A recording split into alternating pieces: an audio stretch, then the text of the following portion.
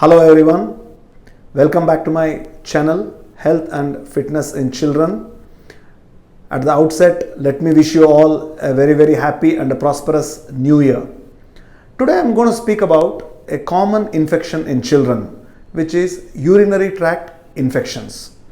It is also referred as UTI. So urinary tract infections are infections which are caused either to the urethra or the bladder or the kidneys. They are common in children, more so in the first 1 or 2 years of their life. Usually this is because the children in the first couple of years are used to be in nappies. Most of these nappies are airtight and watertight, which means it does not let the stool which is passed to pass out of the nappy.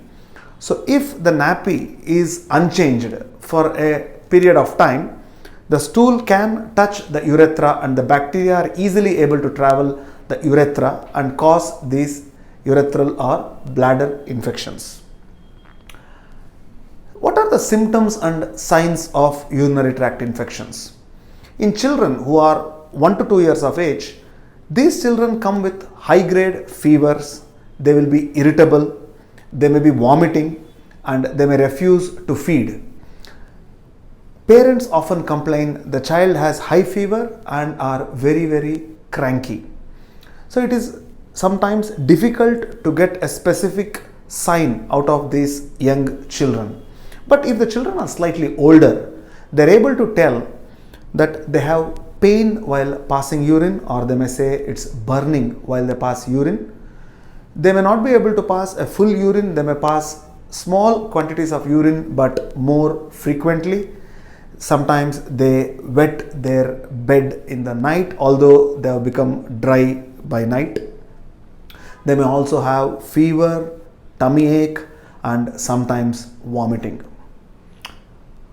Who are the people who are prone to get urine infections? The key is any child who is less than 1 to 2 years, because these children are in nappies.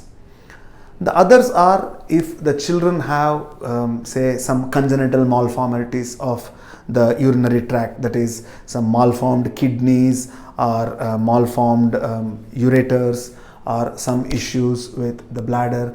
These children will be more prone.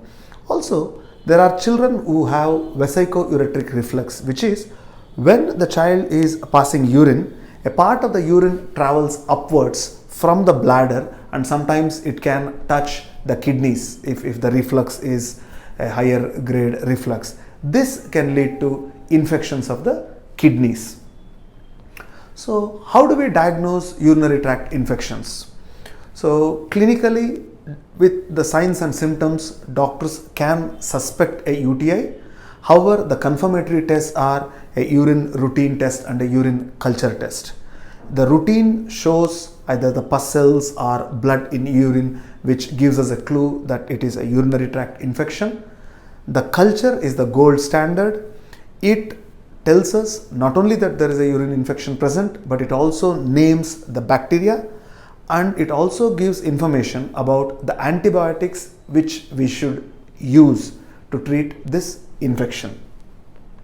So treatment wise, we should give antibiotics. Mostly the doctor who sees your child, if he or she diagnoses the problem, then they will give a set of antibiotics.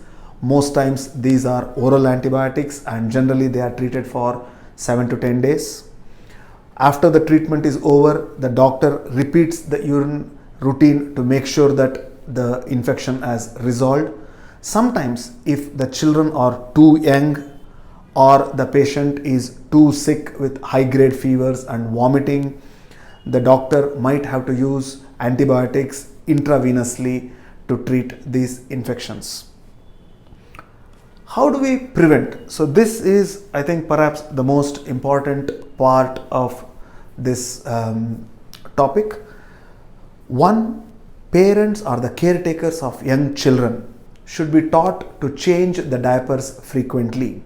So every couple of hours or 2 to 3 hours, a new diaper has to be changed. This prevents the stools touching the urethral area. Children should be given enough water to drink and should be encouraged to piss more frequently so that they do not hold their bladders. So this again prevents urinary tract infections. We should teach the caregivers to wash front to back, so and not back to front, because when we wash back to front, the caregiver himself is putting the stools back on the urethra. So this should be clearly taught that the children should be washed front to back technique. Preferably cotton underwears are better, and the parents should avoid using nylon or silk underwears. The children also should not be using bubble baths when they take a bath in the bathtub, because people who use bubble baths are more prone to get urinary tract infections. And also proper hygiene, well-maintained toilets should be taught to the parents, because children who live in low hygienic conditions also are more prone to get urinary tract infections. So urinary tract infections is very important for parents to recognize and promptly to get treated, because recurrent urinary tract infections sometimes can affect kidneys itself. Thank you.